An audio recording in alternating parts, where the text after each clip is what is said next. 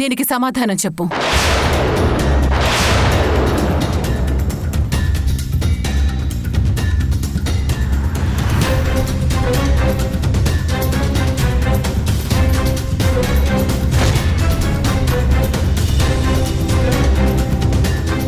చెప్పరా మనవడా, ఇంకో అమ్మాయితో నువ్వంత సన్నిహితంగా ఎందుకున్నావు? అసలు ఆ అమ్మాయి ఎవరో చెప్పు.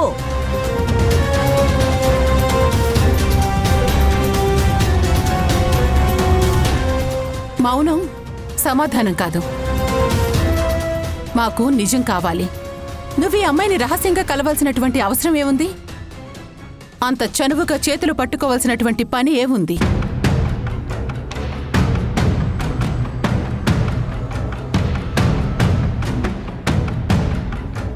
అడుగుతున్నది నిన్నే బావా. నువ్వేమీ మాట్లాడినంత మాత్రాన మేమేమనుకోవాలి?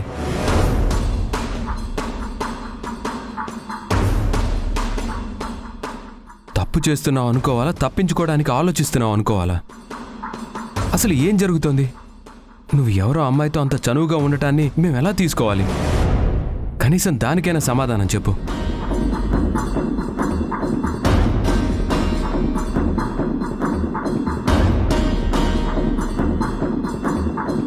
చూడు బాబు, నువ్వు ఈ ఇంటి అల్లుడివి. మా ఇంటి ఆడపిల్ల నీ జీవితంలో ఉంది. మీరిద్దరూ బాగుండాలని ఇక్కడ అందరం కోరుకుంటాం.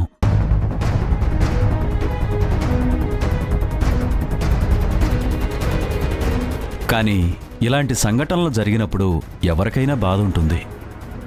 దయచేసి ఏం జరిగిందో చెప్పు.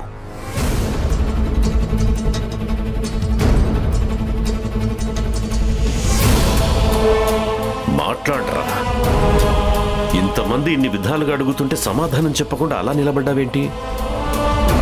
నా రక్తం తప్పు చేయదన్న నమ్మకం నాకుంది, కానీ కనపడుతున్న సాక్ష్యానికి సమాధానం చెప్పాలిగా.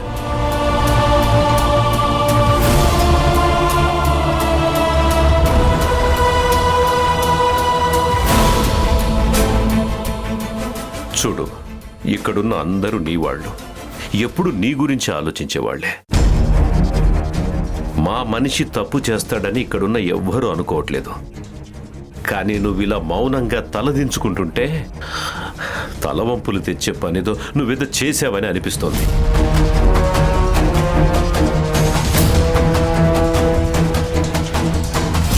సమాధానం చెప్పరా. చెప్పడు మావయ్య. నోరు విప్పి ఒక్క మాట కూడా చెప్పడు. ఏమైనా అడిగితే కోపం వచ్చేస్తుంది, అంతే కదా?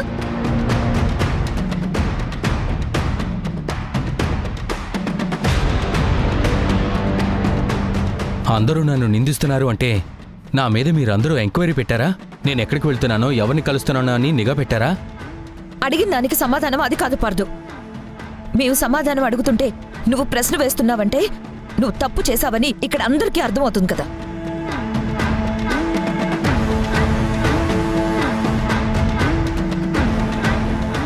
భాను మీద ఒట్టేసినా నువ్వు నోరు మెదపు, ఎందుకంటే భాను లేదు కాబట్టి.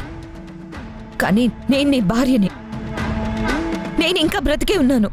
అందుకే నా మీద నేను ఒట్టేసుకుంటున్నాను.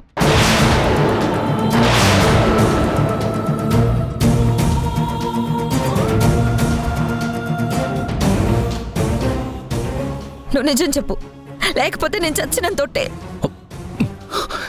ఏంటి చాంద్రి, ఎందుకు మీరంతా ఇలా ప్రవర్తిస్తున్నారు? నువ్వెందుకు ఇలా ప్రవర్తిస్తున్నావు? ఏంట్రా, కట్టుకున్న భార్య అంతలా కన్నీళ్లు పెట్టుకుంటుంటే ఎందుకు ప్రవర్తిస్తున్నావని అడుగుతున్నావేంటి? నీ ప్రవర్తన మీద అనుమానం వచ్చే అది అలా ప్రవర్తిస్తుంది. ఇప్పటికైనా నువ్వు నిజం చెప్పు.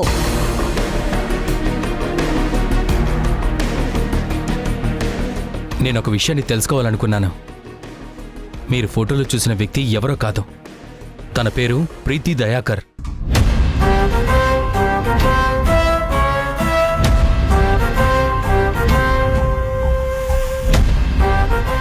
తను ఒక పోలీస్ డిపార్ట్మెంట్కి చెందిన వ్యక్తి.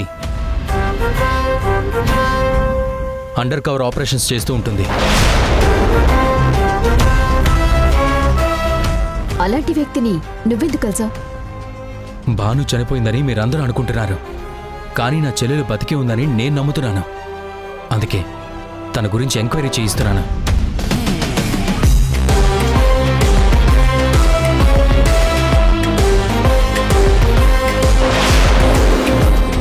ఈ విషయం మీలో ఎవ్వరికి చెప్పినా ఎలా రియాక్ట్ అవుతారో తెలీదు.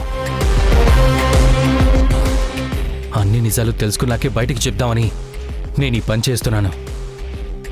ఇప్పటికే ఈ కేసులో కొంచెం పురోగతి కనిపించింది.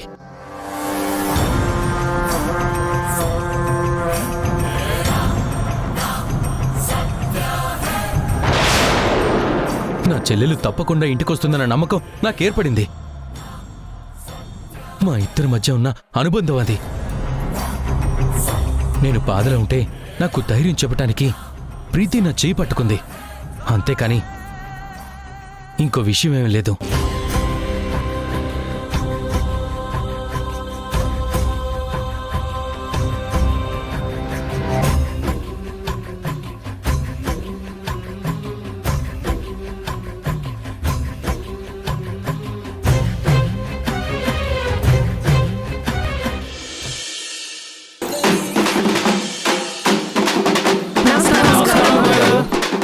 నమస్కారం. ఒక్క నిమిషం ఉండండి, పిల్లల్ని తీసుకుని వస్తాను.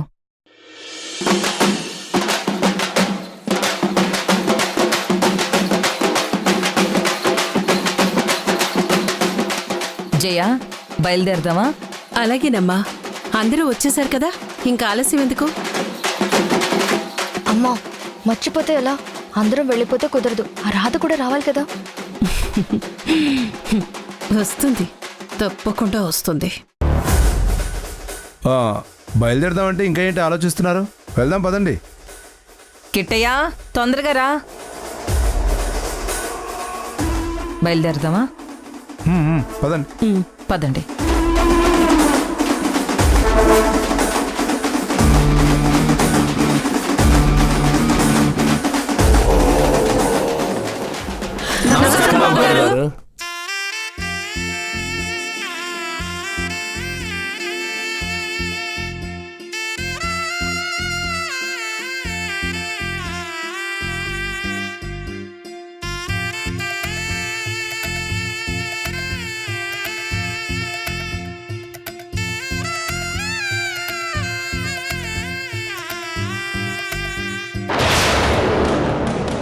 చూసావా, ఇప్పుడొస్తుంది. కాకపోతే మళ్ళీ ఇంటికి రాదు, అట్నుంచటే వెళ్ళిపోతుంది. ఈ సత్యం దానికి తెలియదు కదమ్మా. జాతరకొస్తున్నాను అనుకుంది, మావయ్య పిలిచాడు అని మురిసిపోతుంది. తిరిగి రాదు అని పాపం దానికి తెలియదు కదా. పదండి, బయలుదేరదాం.